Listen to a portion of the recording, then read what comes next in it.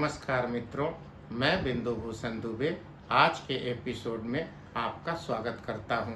आज का विषय है हिंदू धर्म में पितृपक्ष के अवसर पर किए जाने वाले श्राद्ध कर्म का कौवों से और प्रकृति के विकास से क्या संबंध है, इस पर चर्चा करेंगे। जी हाँ, हिंदू धर्म जिसका पुरातन नाम सनातन धर्म है, इसका भारत ही नहीं पूरी सृष्टि के विकास से, प्रकृति के विकास से सीधा संबंध है। यह धर्म दैविक धर्म है। इसकी स्थापना कब हुई, इसके रचयिता कौन है, यह कोई नहीं जानता। जब से मनुष्य के सभ्यता और संस्कृति का विकास हुआ, तब से सनातन परंपरा चलती रही।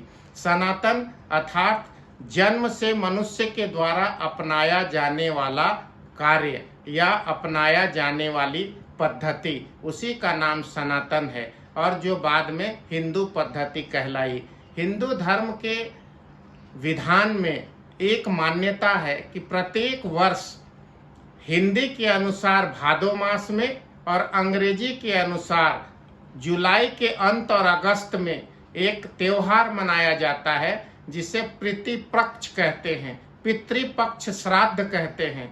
यह सबसे बड़ा त्योहार है। इस त्योहार में हम लोग अपने पूर्वजों को याद करते हैं, उनकी पूजा करते हैं, उनको श्राद्ध करते हैं। और हिंदू धर्म के लोग उस समय भादो महीने में 30 दिनों तक प्रत्येक दिन सुबह उठकर उनका बड़ा या छोटा पुत्र या उनके परिवार का कोई भी पुत्र अपने माता पिता जो इस दुनिया में नहीं है, स्वर्गीय माता पिता को स्मरण कर तर्पण और अर्पण करता है।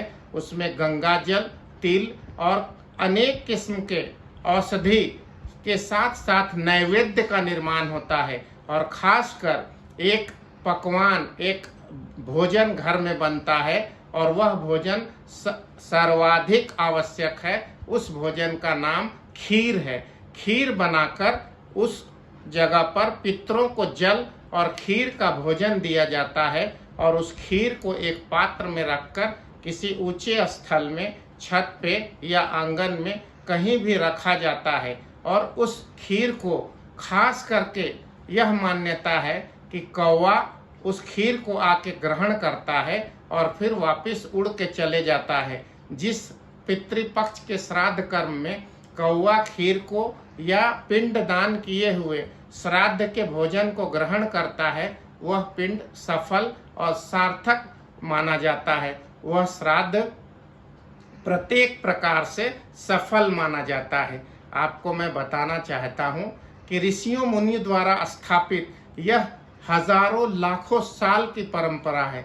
इसकी शुरुआत कब हुई कोई नहीं बता सकता, परंतु यह अनवरत चलने वाली परंपरा का सीधा संबंध प्रकृति विकास और पक्षी के संरक्षण से है, खासकर कौवे के संरक्षण से। आप सबको यह बात वैज्ञानिक तथ्य बताना चाहता हूँ कि हिंदू जब अगस्त मास में, श्रावण मास में अपने पितृपक्ष के अवसर पर जब खीर भोजन और पिंड दान अपने पूर्वजों को कर वह खीर को पात्र में रखते हैं, ठीक उसी माह में एक समय है भादो का महीना, उसी माह में कौवा अंडा देती है और अंडे को सेवन करने के बाद बच्चा बाहर आता है।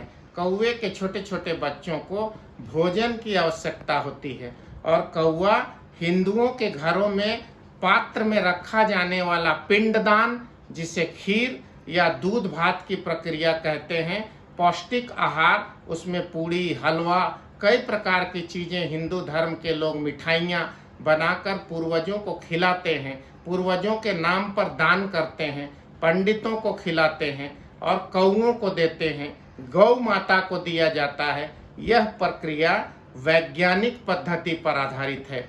ऋषि मुनियों की एक बड़ी सोच है। वह इस बात से साबित होता है कि कौवा उस खीर को खाता है और कौवा खीर को मुंह में ग्रहण करके अपने चोंच के सहारे अपने छोटे छोटे बच्चों को खिलाकर बड़ा करता है। अब आप सोच रहे होंगे कि मैं कौवे की तारीफ क्यों कर रहा हूँ। आपको मैं बताऊं, इसी समय कौवा उड़कर वहाँ से पीपल के पेड़ में, सर्वाधिक पीपल और बरगद के पेड़ में अपना घोंसला बनाता है, वहीं बच्चों को जन्म देता है और पीपल के दानों को कौवा खाता है।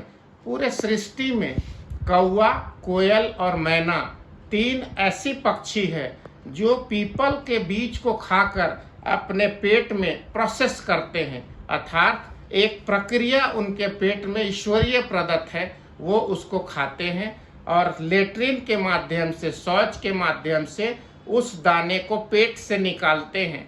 जब कौवे के पेट से वो दाना प्रोसेस होके बाहर आता है तो उसमें उनके पेट का मल, शौच भी साथ साथ बाहर आता है और वह बीज जब कौवे के पेट से उस टेम्परेचर से बाहर निकलता है तो बाहर आने के साथ हवा और सूर्य के संपर्क में आने के बाद तुरंत अंकुरित होकर वह पेड़ बनता है, पीपल का पेड़।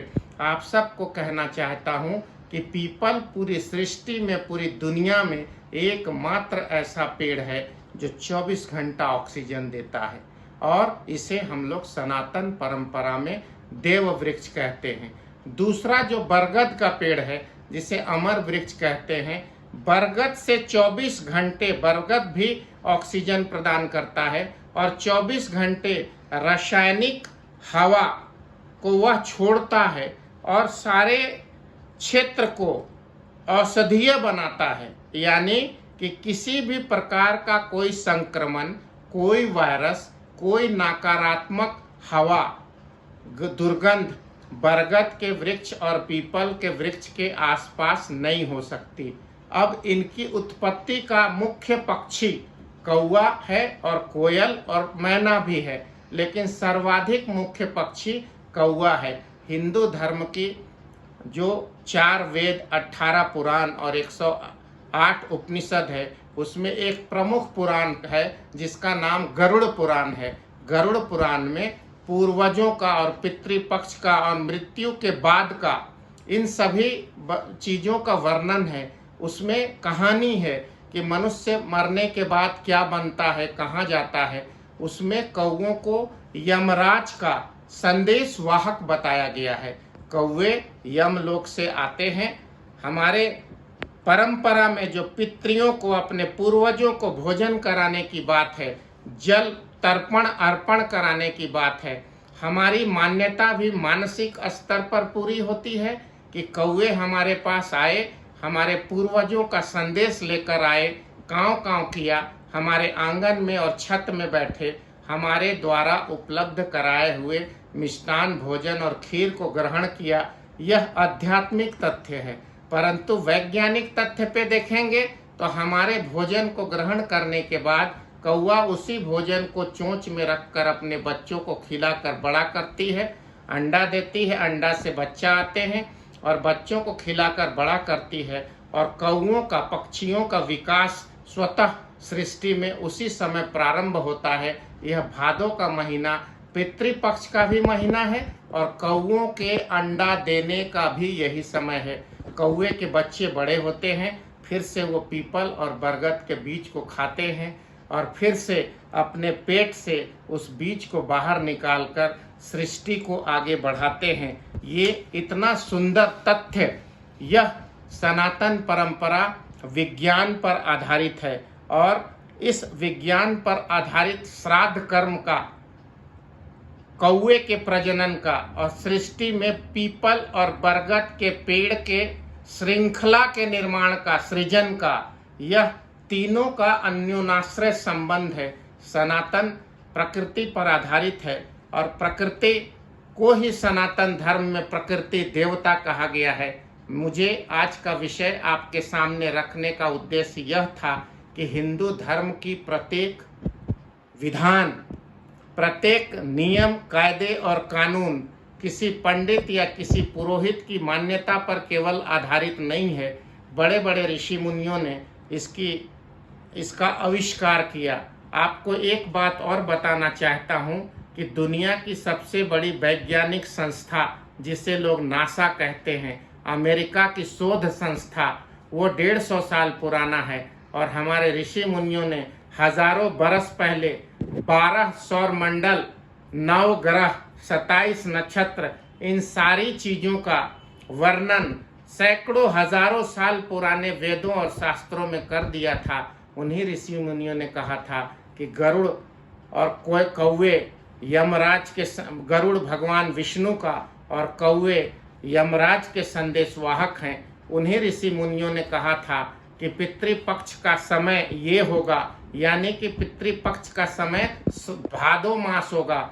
और उस भादो मास में ही प्रकृति के द्वारा देखिए कि कौवा, कोयल और मैना का अंडा देना, यह भी एक संयोग या वैज्ञानिक तथ्य ही है। और उन अंडों से सेव कर बच्चों को बाहर निकालना, और उन बच्चों के लिए पौष्टिक आहार की आवश्यकता होती है बड़ा करने के लिए, क्योंकि कौवा जब अंडा देती है तो कौवा स्वयं भी कमजोर होती है। उन अंडों से बच्चों को बाहर निकालती है, तो कौवे को भी उस समय पौष्टिक आहार की आवश्यकता होती है। और जब पौष्टिक आहार हिंदू धर्मावलंबी पितृपक्ष में अपने पूर्वजों की पूजा कर, याद कर, उनको पकवान अर्पित करते हैं, और उसका कुछ अंश पिंडी, जिसे हम लोग पिंडदान कहते हैं, वो जब अंश बाहर में रखते हैं आंगन में, छत पर, उसे कौवा ग्रहण करके अपने बच्चों को खिलाता है। वो बच्चे बड़े होते हैं, उड़ान भरते हैं और पीपल और बरगद के दानों को चुगते हैं। सृष्टि का नियम देखिए, यह आश्चर्यजनक है कि वह पीपल और बरगद के पेट में खाने के बाद उसी को शौच करते हैं। वो बीज बाहर धरती पर आता है और फिर हरा भरा वन प्रदेश की श्रृंखला, पीपल और बरगद के वृक्षों का पुनर्सृजन होता है। कितना सुंदर तथ्य सनातन धर्म में छुपा है। मैं कोटि कोटि प्रणाम करता हूँ ऋषि मुनियों को, जिन लोगों ने इस पद्धति को हमारे सामने रखा। और सनातन धर्मावलंबियों से आग्रह करता हूँ कि ज़्यादा से ज़्यादा चूके नहीं, अपने पूर्वजों की पूजा का समय याद रखें। जो लोग नहीं करते हैं वह पूर्वजों की पूजा यानी पितृपक्ष के मास में श्राद्ध अवश्य करें, कौओं को खीर खिलाएं, पौष्टिक भोजन कराएं। इससे धर्म तो मिलेगा ही, सृष्टि की संरचना में और पक्षी के संरक्षण में इंसान का महत्वपूर्ण योगदान होगा। इंसान का जन्म दूसरों की भलाई के लिए हुआ है। हम जरूर पक्षी को दाना दें, और सिर्फ श्राद्ध के अवसर पर नहीं, रोजाना भी। मैं आज आपसे अपील करना चाहता हूं कि आप जब सुबह सोकर उठते हैं तो जहां पर भी रहते हैं वहां पे जो भी खाली जगह हो, वहां एक मुट्ठी अनाज और पानी का कटोरा पक्षियों के लिए अवश्य रखें। आपको आशीर्वाद मिलेगा। मेरा आज का विषय था कि हिंदुओं के पितृपक्ष यानी कि श्राद्ध के अवसर पर कराया जाने वाला भोजन का कौवे से और कौवे के विकास से और सृष्टि के विकास से क्या संबंध है। आशा करता हूं कि मेरा यह विषय आप पसंद करेंगे। मैं आप सबसे आग्रह करता हूं, मुझे प्रोत्साहित करिए और मेरे इस वीडियो को ज़्यादा से ज़्यादा सब्सक्राइब करिए। फिर से आपकी सेवा में आपके समक्ष एक विषय लेकर कल फिर उपस्थित होऊंगा। तब तक के लिए बिंदु भूषण दुबे को इजाज़त दीजिए। नमस्कार। वंदे मातरम।